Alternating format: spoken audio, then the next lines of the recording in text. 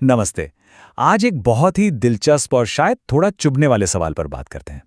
आजकल हम जो भक्ति का रूप देखते हैं सोशल मीडिया पर अपने आसपास, क्या वो सच में भक्ति है या फिर सिर्फ एक दिखावा बनकर रह गई है? आइए इसी गुत्थी को सुलझाने की कोशिश करते हैं। अच्छा, एक सीन इमेजिन करते हैं। मंदिर है, भगवान की मूर्ति है और सामने खड़े हैं लोग। लेकिन उनका ध्यान कहाँ है? प्रार्थना में? नहीं, बल्कि फोन पर एक परफेक्ट सेल्फी या फोटो लेने में। ये नज़ारा मतलब कितना आम हो गया आजकल, है ना? तो सवाल यही उठता है कि भाई क्या ये भक्ति है? चलिए आज इसी सवाल की तह तक जाने की कोशिश करते हैं। तो चलिए शुरू करते हैं हमारे पहले हिस्से से, जिसका नाम है भक्ति का मायाजाल। यहाँ हम ये समझने की कोशिश करेंगे कि कैसे आज के दौर में भक्ति एक तरह का छलावा, एक मिराज जैसी बन गई है। मतलब जो ऊपर से दिख रहा है, जरूरी नहीं कि अंदर से भी वही सच हो। अब देखिए, इस दिखावे को समझने से पहले ये जानना बहुत जरूरी है कि आखिर असली भक्ति होती क्या है। शास्त्रों के हिसाब से भक्ति का असली मतलब है अपने मैं को, अपने ईगो को परमात्मा में पूरी तरह से घोल देना। ठीक वैसे जैसे पानी की एक बूंद समंदर में मिलकर समंदर ही बन जाती है, बस वही है भक्ति, सीमित का अनंत में विलीन हो जाना। तो फर्क एकदम साफ है। एक तरफ है सच्ची भक्ति जो अंदर से आती है, एक गहरा आंतरिक समर्पण, ये दिल की एक खामोश पुकार है। और दूसरी तरफ है इसका मायाजाल, यानी पब्लिक परफॉर्मेंस, बस दुनिया को ये जताने की होड़ कि देखो हम कितने धार्मिक हैं। तो सवाल ये है कि ये भक्ति एक परफॉर्मेंस में तब्दील कैसे हो गई? चलिए इस पर बात करते हैं। इस सेक्शन में हम देखेंगे कि कैसे हमारे पवित्र काम भी अब बस एक सोशल चेकलिस्ट बनकर रह गए हैं, जिन पर बस टिक लगाना बाकी है। और ये उदाहरण हम सब ने कहीं न कहीं देखे हैं, महसूस किए हैं। सोशल मीडिया पर मंदिर की तस्वीरें डालना, त्योहारों पर बिना किसी भाव के हजारों व्हाट्सएप मैसेज फॉरवर्ड कर देना, यहाँ तक कि व्रत और यज्ञ जैसे गहरे अनुष्ठान भी अब बस एक टू डू लिस्ट का हिस्सा हैं। मकसद अंदर की शुद्धि नहीं, बल्कि बाहर की छवि चमकाना रह गया है। और ये सोच, बस यही सोच तो सब कुछ बता देती है। अरे, अगर मैंने जन्माष्टमी पर पोस्ट नहीं डाला तो लोग क्या सोचेंगे? कहेंगे कि मैं धार्मिक नहीं हूं। हो गया, मतलब भक्ति का पूरा मकसद ही बदल गया। अंदर की शांति, सुकून, वो सब पीछे छूट गया। अब तो बस बाहर की वाहवाही चाहिए। इस बात से फर्क नहीं पड़ता कि मन कितना शुद्ध है। फिक्र बस इस बात की है कि दुनिया की नजरों में हमारी इमेज कैसी है। लेकिन बड़ा सवाल यह है कि हम ऐसा करते क्यों हैं?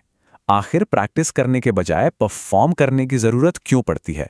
चलिए इस खोखली धर्मपरायणता के पीछे की साइकोलॉजी को, यानी मनोविज्ञान को थोड़ा समझते हैं। देखिए, इन दोनों की जड़ें बिल्कुल अलग अलग हैं।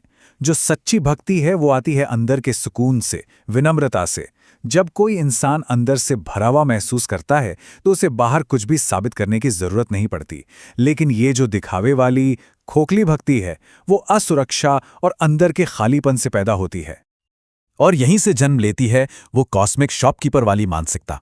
मतलब भगवान को एक दुकानदार समझ लेना कि हम आपको नारियल और प्रसाद चढ़ाएंगे और बदले में आप हमारी ये मुरादें पूरी कर देना। ये भक्ति नहीं हुई, ये तो एक सौदा हुआ, एक डील हुई। यहां समर्पण नहीं है, सिर्फ मांग है, एक ट्रांजैक्शन है। तो क्या इसका मतलब यह है कि सब कुछ बस दिखावा ही है? नहीं, बिल्कुल नहीं। अब तक हमने समस्या की बात की है, अब समाधान की ओर बढ़ते हैं। चलिए सच्ची भक्ति के असली सार को फिर से खोजते हैं। ये एक ऐसी जीती जागती जिंदा परंपरा है जिसे दिखाने की नहीं बल्कि जीने की जरूरत है। और ये कोई आज की या कल की बात नहीं है। हमारी भक्ति परंपरा तो सदियों से ऐसी ही जीवंत रही है। दक्षिण भारत के अलवार और नयनार संतों को देख लीजिए, या फिर कबीर और मीराबाई को। इन सब का तो जीवन ही भक्ति का एक गीत था। तुलसीदास और चैतन्य महाप्रभु ने भी तो यही दिखाया कि भक्ति पहले भक्त को बदलती है, दुनिया को दिखाने के लिए नहीं होती। और इस पूरी चर्चा का सार हमें भगवद गीता के इस एक श्लोक में मिल जाता है। भगवान कृष्ण कहते हैं, जो कोई मुझे प्रेम से, भक्ति से एक पत्ता, एक फूल, फल या बस थोड़ा सा जल भी अर्पण करता है, मैं उसे स्वीकार करता हूं। क्यों? क्योंकि वो एक शुद्ध मन और सच्ची भक्ति से दिया गया है। क्या चढ़ाया वो जरूरी नहीं, किस भाव से चढ़ाया बस वही जरूरी है। तो संदेश बिल्कुल साफ और सीधा है। ईश्वर को हमारा दिखावा नहीं चाहिए, उन्हें हमारी निष्ठा चाहिए। उन्हें हमारे आडंबर से कोई लेना देना नहीं, उन्हें तो बस हमारे दिल की सच्चाई से मतलब है। तो अब हम आते हैं सबसे जरूरी हिस्से पे ठीक है, प्रॉब्लम समझ ली, असली भक्ति क्या है वो भी समझ लिया, पर हम अनुष्ठान से अनुभूति तक का सफ़र कैसे तय करें? कैसे भक्ति को सिर्फ एक काम नहीं बल्कि अपने जीने का तरीका बनाएं?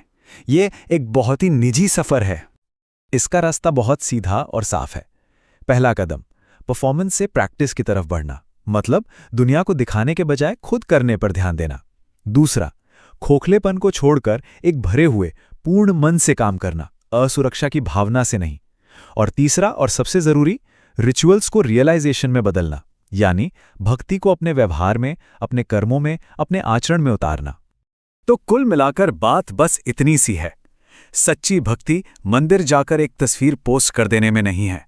सच्ची भक्ति तो उस मंदिर को अपने दिल में बसाकर अपने साथ लेकर चलने में है।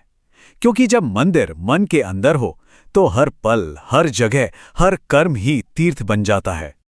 तो आखिर में ये एक सवाल हम सबके लिए है, खुद से पूछने के लिए। असली सवाल ये नहीं है कि हम दुनिया को क्या दिखाते हैं, बल्कि ये है कि हम अपने दिल के अंदर क्या जीते हैं। हमारी भक्ति क्या वो सिर्फ दिखाई जाती है या सच में जी जाती है? इस पर जरूर सोचिएगा।